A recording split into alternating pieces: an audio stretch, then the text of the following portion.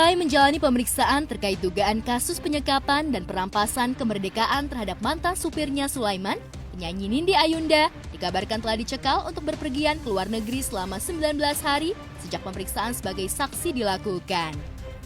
Keterangan itu beredar dari pihak kepolisian Polres Jakarta Selatan. Terima kasih banyak kepada penyidik yang sudah memeriksa saksi-saksi semua dan sudah terungkap siapa yang melakukan penyekapan, siapa yang melakukan pemukulan, dan semuanya sudah ada. Bahkan saya beritahukan sudah ada 2 visum yang terlampir di berkas penyidikan. Nah, visum itu adalah visum dari Rumah Sakit Kramat Jati.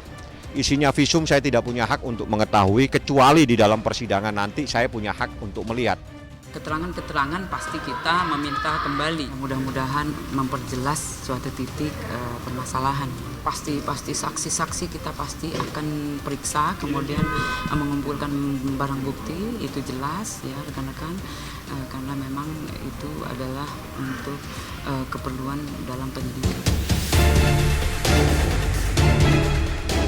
Biasanya terduga kasus dilakukan pencekalan karena pihak polisi khawatir melarikan diri hingga menghilangkan barang bukti.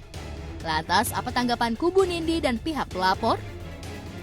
Pokoknya saya mau berjuang untuk keadilan suami saya di sini, untuk supaya bisa, ya saya rakyat, saya orang kecil, saya cuma minta keadilan seadil-adilnya untuk suami saya. Saudara korban ini, Leman itu dirampas kemerdekaannya dalam artian hampir 30 hari dia tidak bisa pulang, tidak bisa bertemu dengan istrinya, tidak bisa bertemu dengan anaknya, bahkan dia keluar dari satu tempat harus didampingi oleh beberapa orang.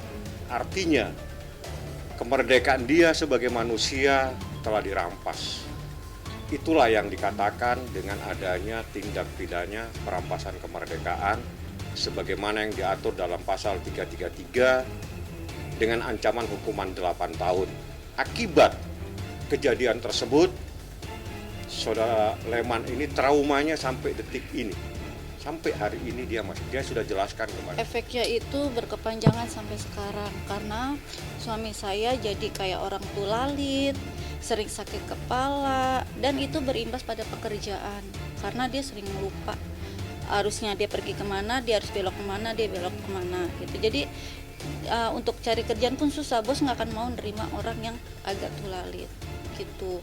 Berimbasnya ke perekonomian pastinya, dan yang bikin saya sedih itu ya dia sering sakit kepala. Siapa sih istri yang akan sedih melihat suaminya seperti itu, yang biasanya dia tidak seperti itu.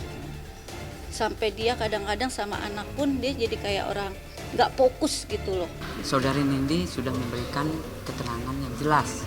Untuk sementara ini Saudari N sebagai saksi, kemudian untuk keterangannya nanti lebih jelas mungkin kita bisa memperdalam kembali ya untuk minta keterangan dari Saudari N.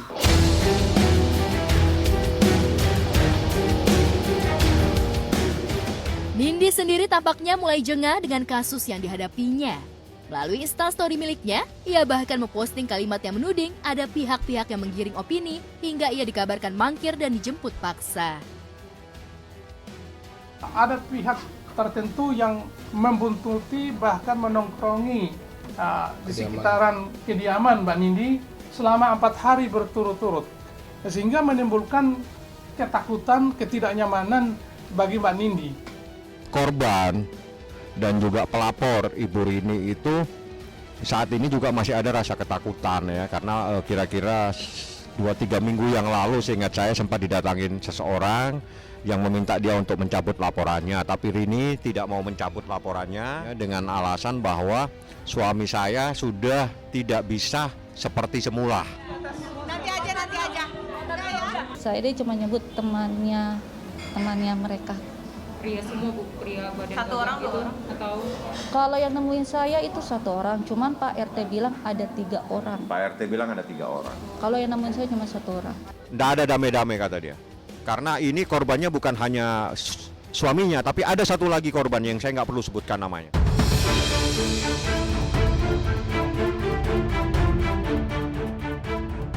Nindi juga mengancam akan membuka semua tabir yang selama ini ia simpan. Ancaman itu bahkan ia sebutkan satu persatu terhadap seterunya dengan menyebut lokasi hingga tempat. Tapi tak jelas apa siapa yang dimaksud Nindi akan tersambar petir seperti dalam ungkapannya. Benarkah itu dialamatkan pada pelapor atau sosok lain yang selama ini jadi seteru Nindi? Terdapat fakta bahwa sejak adanya laporan terhadap Nikita Mirzani di Polres Serang Kota, sejak saat itu tekanan intimidasi dan teror terhadap Mbak Nindi juga meningkat.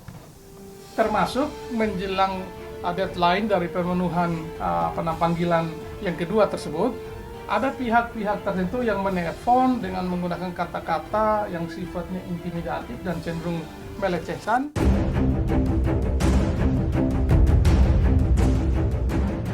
Ya, belum jelas kepada siapa arah dan serangan Nindi. Tapi yang jelas, jika soal 3 kali mangkir dari panggilan hingga dicari keberadaannya, memang sempat ramai setelah Humas Polres memberi keterangan media.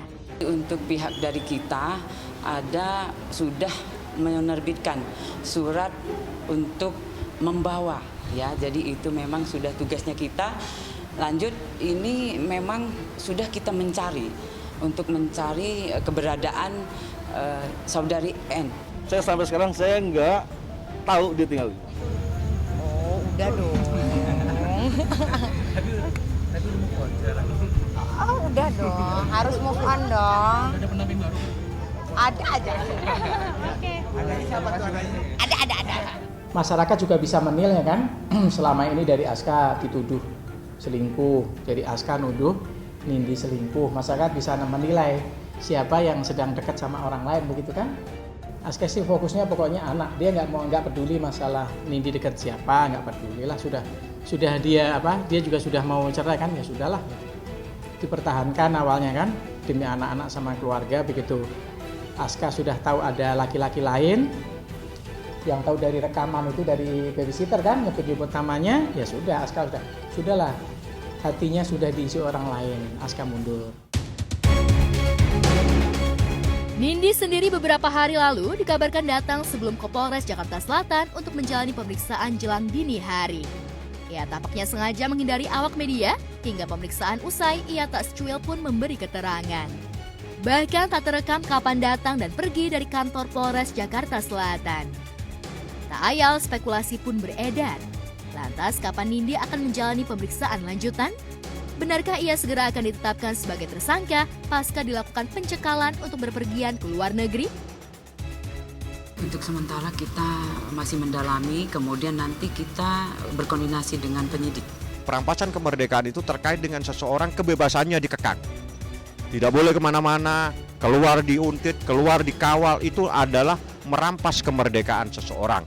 Dan insya Allah menurut penyidik, sesuai dengan fakta-fakta dan bukti-bukti, kasus ini dinaikkan ke penyidikan. Artinya perbuatan pidana itu sudah terpenuhi. Perlu kami tegaskan bahwa kami terus berkoordinasi dengan pihak penyidik Polres Jakarta Selatan sehingga proses pemeriksaan dapat berjalan dengan baik. Secara prinsip kita kooperatif untuk pemeriksaan tersebut.